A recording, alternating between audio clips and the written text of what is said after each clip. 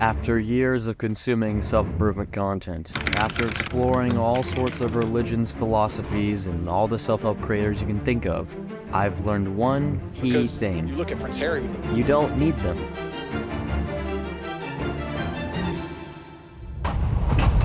So many people tell you they have the answers. The secret sauce, the technique, the mindset, the thing that is going to save you. You likely clicked on this video as if I myself was going to reveal some piece of information that was going to improve you in some way. I don't have the answers, and neither does anyone else. Of course, people love to think they do, because if they did not full-heartedly believe the belief systems they were perpetuating, they would have no security in this life. They would have to face the immensity of this universe. They try to condense things into language, into systems, into formulas to sell to you, essentially. But the secret sauce I am telling you is that there is no secret sauce, there is no technique. But you already have what you need. It's you, and specifically your intuition, your heart, your ability to feel and think and perceive and project. That is the tool we never use. Because so often these days, we just reach for the phone. We immediately look for someone else's answers. We look for another person's solution to a problem, when we really should ask ourselves. The exact thing that is going to define your success is going to be specifically in the way you differentiate yourself in this world. You are hiding away those outlier gifts that land you in outlier positions. Following formulas, equations, pathways, courses, these just end you up in someone else's ideal life. Even if you perfectly understand the equation and advice of someone else and you execute on it, you won't be fulfilled in that success. It's how someone else became fulfilled in this life. That's not how you are going to be fulfilled in this life. What to do with my life? How do I be happy? Now, these kinds of questions, these important, these big questions, they cannot be answered by anyone else except yourself. So next time you have a question, don't run to your favorite YouTuber, don't ask Google, don't look for anyone else's opinion. I want you to sit with the question. Listen to your heart, listen to your intuition, listen to what excites you, what you're passionate about. I get excited at the fact of having 1 million subscribers. That really, sent the jolt of my spine a little bit. You can see how I'm thinking about it. And that's how I know this is what I need to do. It doesn't matter if I don't end up there. My intuition is calling me to go on this path. Now, the end of the path may not be 1 million subscribers, but my intuition is saying to go down this route. That is your heartstring being tugged in a particular direction. You need to listen to it. That's your intuition saying, this is the direction. I'm pointing you towards it through this feeling. That spark of inspiration inside you, that little tingle of desire, the little tingle of an idea, that spark is your heart speaking, and that is more important than what anyone else can sell to you or tell you.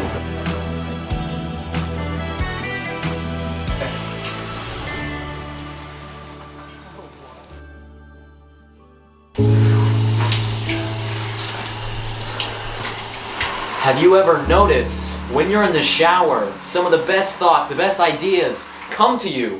That's because you're not consuming content, because these days we're constantly barraged with ideas, with someone else's things, with stimulus, and if we're always stimulated, we never have the time for our mind to think for itself and to explore with new ideas. If you want to deepen your ability to intuit and to feel and to know, you need to drop the constant stimulus in your life and allow periods of stillness, of quiet, of isolation. Ask yourself, intuit an answer, write it down, think about it, sleep on it, literally sleep on it. Something will come up. And the more you practice this, the more you practice asking yourself these questions, the more you practice your intuition, the more snappier the response is going to be. What should I do with my life? Think about everything you've done. What gave you the most satisfaction? What inspired you the most? Or you can look at when you were a kid. When I was a kid, what was I drawn to? I was very interested in space and books and learning. For a long period of my life, I had abandoned that. I'd forgot about it. But then I looked back into my past and I said, what did I like before I was conditioned by the culture and the society and my friends? And I went back to that. I went back to books and learning, and I realized that was the thing, that is the thing that rivets me, you know? Maybe you liked coloring, maybe you liked books, maybe you liked putting things together, maybe you like puzzles. Take that basic concept and abstract it to the current time. For example, you know, I was very interested in space, but that doesn't necessarily mean I want to be an astronaut. It just means I am innately curious. I am innately drawn to the unknown. That was what my mind was about when I was a kid, and that's what I do now, is trying to conceptualize the unknown. That is what rivets me. Ask yourself, wait patiently for an answer, and it may not even come in the form of a feeling. It could come in the form of an event, of a coincidence, of something happening, of a synchronicity event. You know, pay attention to those when things start lining up in ways that don't make sense.